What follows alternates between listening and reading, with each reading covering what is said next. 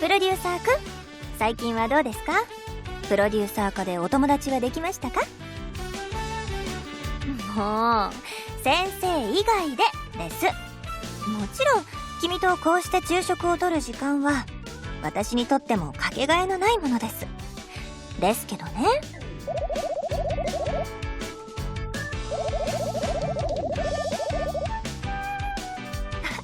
それはいいことですね。会ではどんなお話を？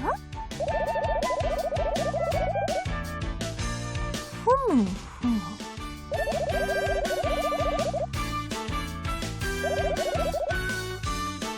有益な交流ができたようですね。さすがプロデューサーくんです。とってもいいことですよ。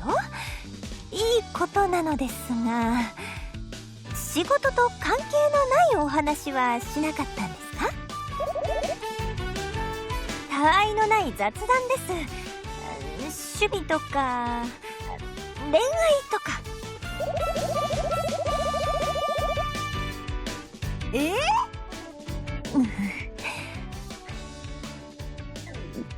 君は何と発言したんですか？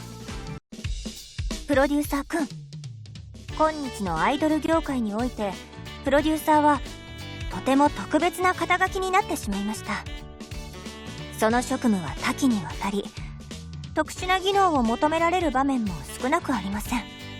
ゼネラリストにしてスペシャリスト、担当アイドルの全てを任されたもの。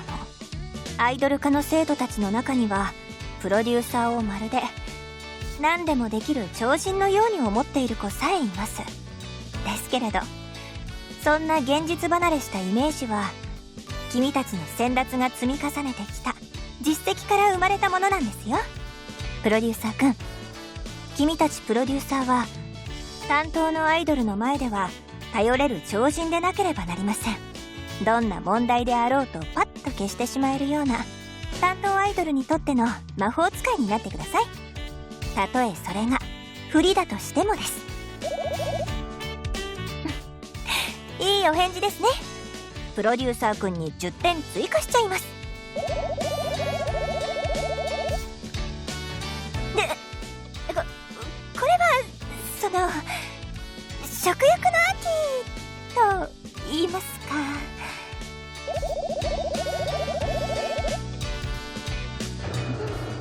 もしかして私、コンビニのお弁当を大食いする先生だと思われてます？朝ごはんを食べそびれちゃっただけなんですからね。プロデューサーくん、今日はお弁当を交換しませんか？もちろん先生の手作りです。どうやら君は先生のことを料理のできない人だと勘違いしているようですからね。生徒の間違いは正してあげないといけません。先生として。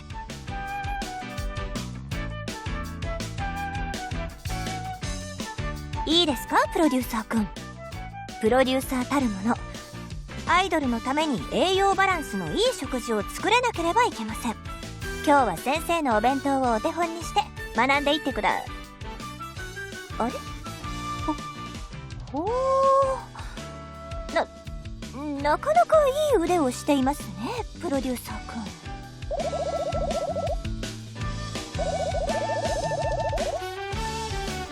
ご指導ありがとうございます、先生。私が先生ですからね。改めて見ると本当に可愛らしいお弁当。それでいて栄養バランスもいい。これは秀作なんですね。いつかアイドルに料理を振る舞うためのいただきます、プロデューサーくん。